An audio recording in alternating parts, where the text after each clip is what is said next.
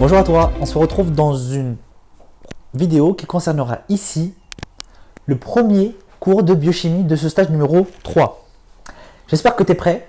On monte un petit peu le niveau ici et on va parler ici de l'ADN, de l'ARN et du génome.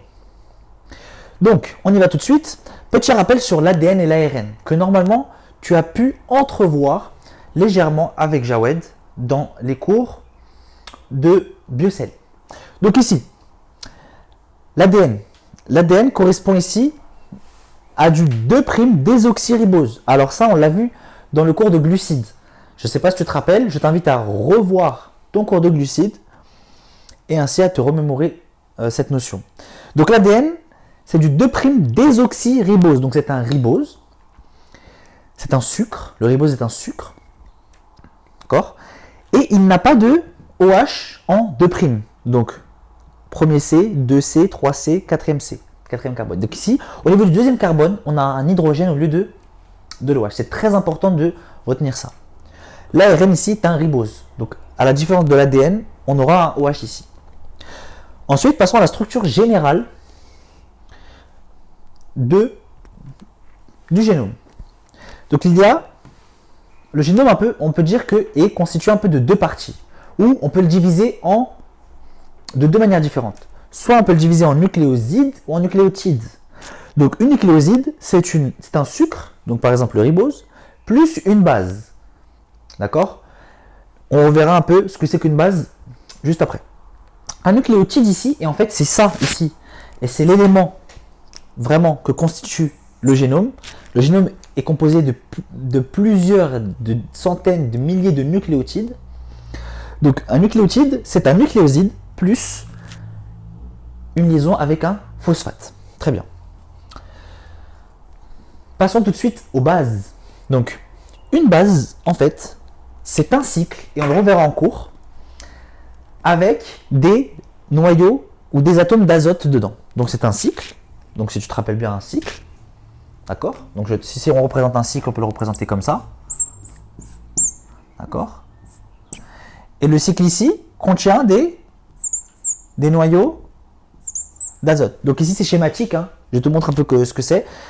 Ça ne correspond pas forcément aux deux ici. Mais voilà ce que c'est qu'une base. C'est un cycle avec des atomes d'azote. Donc au niveau de l'ADN et de l'ARN, donc au niveau du génome, il y a deux types de bases que tu retrouveras. Les bases puriques, qui sont retrouvées dans l'ARN et dans l'ADN, et les bases qui sont pyrimidiques. Il y a 3 bases pyrimidiques, et ça tu dois vraiment le connaître par cœur. Donc la cytosine, l'uracile, et ici je te l'ai mis en gros, et c'est très important, on la retrouve uniquement dans l'ARN.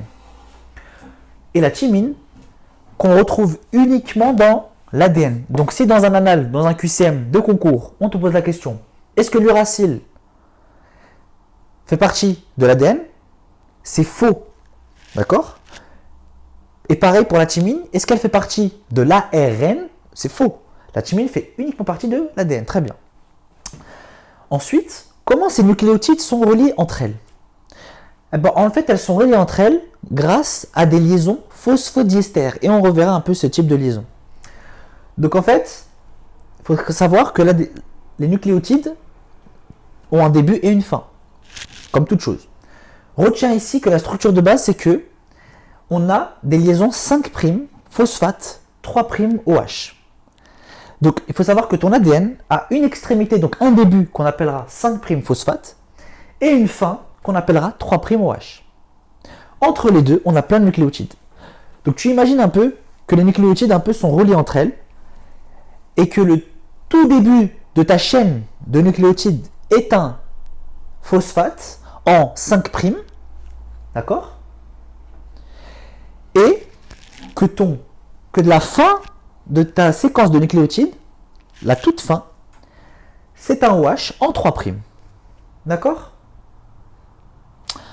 Voilà. Donc ici, tu vois ici représenter deux nucléotides avec ici le sucre, la base qui est une adénine, qui est une base qui est purique, et le phosphate qui est représenté par un P.